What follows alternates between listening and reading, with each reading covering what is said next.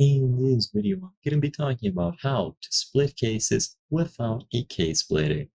Case splitting, especially for engine crankcases, is an advanced procedure. It is best done with the proper tools. However, if a dedicated case splitter tool is not available, there are some manual techniques and alternative methods that can be used, which is what I'm going to be addressing in this video.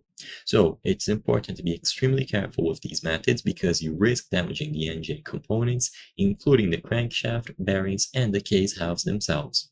So for the general principles, remove all bolts. So to start, locate any bolts and be sure to remove them. So before attempting to split the case, double check and triple check that all bolts, nuts, and any other fasteners holding the case halves together have been removed.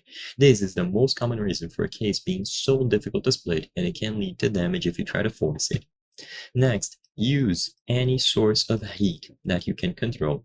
Heat is your friend. The cases are often sealed with a gasket or sealant and can be held together tightly by the press fit of bearings and dowel pins. Applying heat can expand the aluminum cases, helping to loosen the parts and make separation easier, so a heat gun is ideal for this.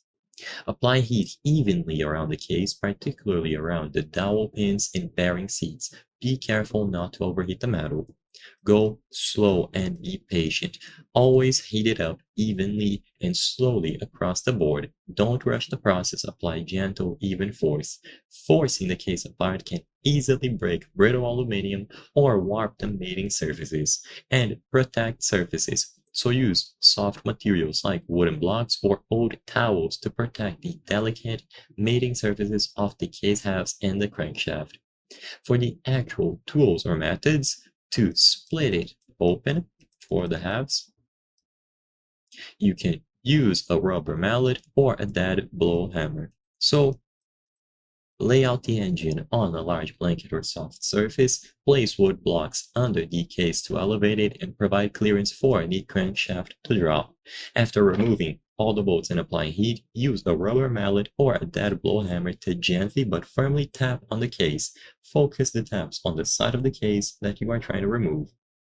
Never use a steel hammer directly on the case. A dead blow hammer or rubber mallet will absorb some of the force and is less likely to damage the aluminum. You can also use a homemade puller or press and using pry bars as well, but you have to be more careful. So I hope I was able to help you. If this video helped you, please consider subscribing. As you can see, according to our channel metrics, 83% of the people watching our videos are not subscribed. By subscribing, you can help us make higher quality videos. Thank you for watching, and I'll see you on the next one.